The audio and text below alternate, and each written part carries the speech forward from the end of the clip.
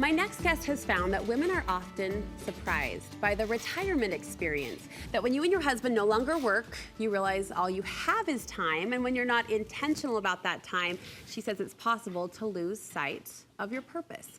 Author and speaker Connie Sokol wants to help you navigate the second chapter of life. After the kids are raised, she says there are ways to maintain your identity in this somewhat uncharted territory. Connie is in studio to share, which makes it a really good day in Studio 5. Anytime we can learn from this woman, it's great to see you. So good to see you. You've talked with so many women, Connie, who had different expectations for the retirement phase. What would you say, collectively surprised them the most? Well, it was so surprising to me. There was such a range of emotions. There was excitement, there was uncertainty, and then there was all out, he's so annoying, he follows me around all the time. But they had this thing of, I want to do my purpose, but then I have all these demands, or I have so much free time and I don't know, there's so many possibilities. So they were a little bit overwhelmed. Overwhelmed is probably a good word. And we talk about it being uncharted territory. It is for you. I mean, you go through it once, you experience it once, so there's this feeling of like, how do I navigate this? Yes, and all those unexpected things of, okay, it is a transition, it's different now, so I've got to approach this in a different way. Yeah, you have tools that will help women recenter, refocus, and rediscover in this retirement phase. And first, you want women to recenter as they remember. What does that mean? Yes, well, remember, first of all, it is a transition, so give yourself time to do that.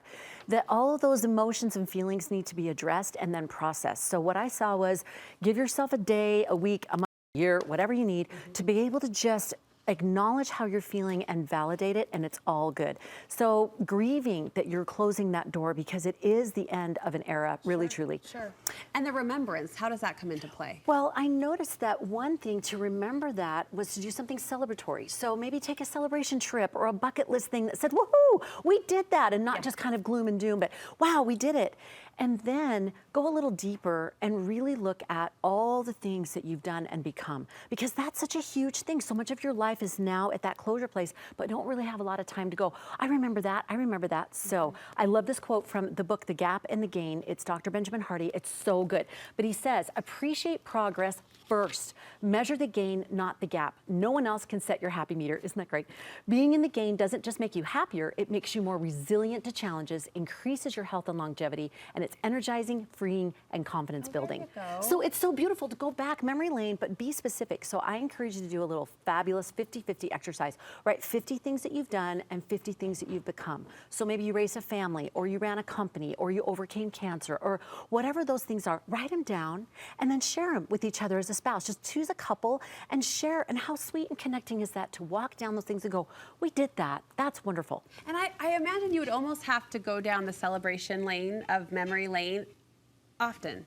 Absolutely. Because the grief, I don't think, is one and done. I mean, you talk about taking time. Those waves will hit you over years, right, as you look back and miss or remember what was. So bringing up the celebration often, I imagine, might be invigorating. Absolutely, and that's why that list would be so helpful. You can keep it by your bedside, and then you can chat about it when there's a moment, and you say, well, what was one of yours? What was one of yours? And how connecting is that?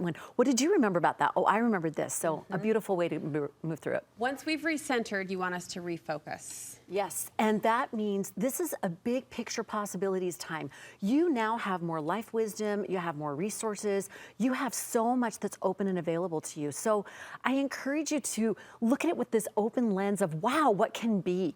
And a little caveat, you do not have to be the family babysitter if that is not your heart's desire. You get to call how you're gonna connect and contribute with your family and with others. So just a little thought there. So there's a couple of questions I've asked and been able to have people ponder. And so one of them was, what are my 3 top skills, desires, and talents?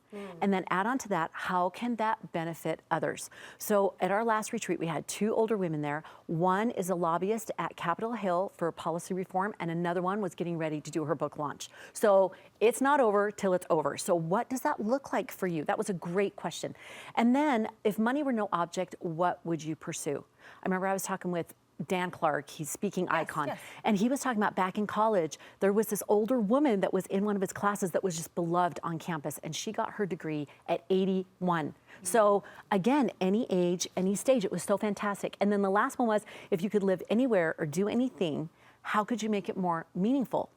So this cute couple, Grant and Carol Hansen, they decided to serve a service mission for their church, and they spend 6 months in Heber Valley Camp in a fifth wheel. Talk about getting to know each other. They were cozy. Cozy. Yeah. But she said, it's marvelous. She said, we're in nature and we've met new adult friends and we're serving in a meaningful way.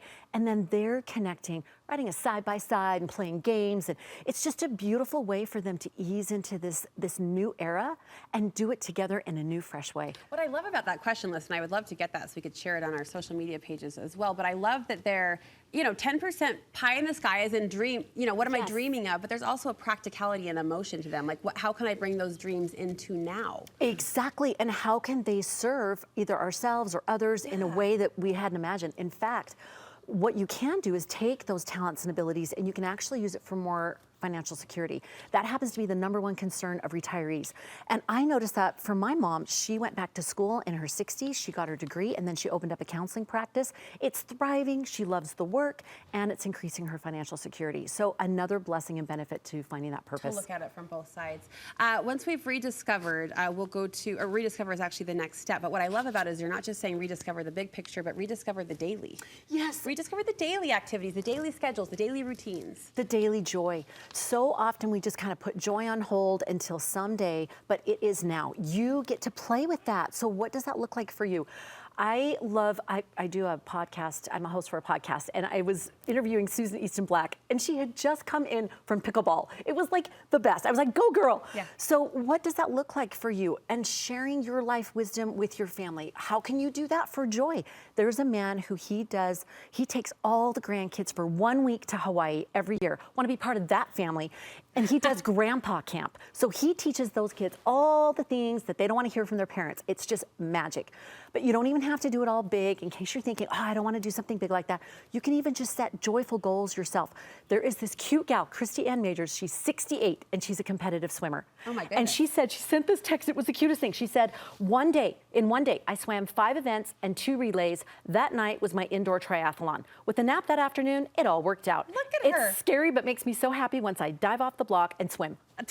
Daily joy, like so beautiful. What I heard you say in there, I don't know if you said it or I felt it, but play with the joy. Yes. Play with the joy every day. What does that look like? It might not be swimming or pickleballing if you're physically not able, but what can bring you joy on the daily, and how can you work that in and work with that in this second phase? Exactly. Quilting, painting, hiking, traveling, whatever that looks like for you. Connie, thank you so much. You mentioned your retreats, your podcast. How can we learn more and get more of you? If you're feeling the Phase 2 rumble, check out my retreats. I do a free call to see if it's a fit. Just schedule it on my website, ConnieSokol.com. We'd love to see you there and get your purpose going. Phase 2 rumble. Yes. You're the best. ConnieSokol.com. Check it out in your moment today.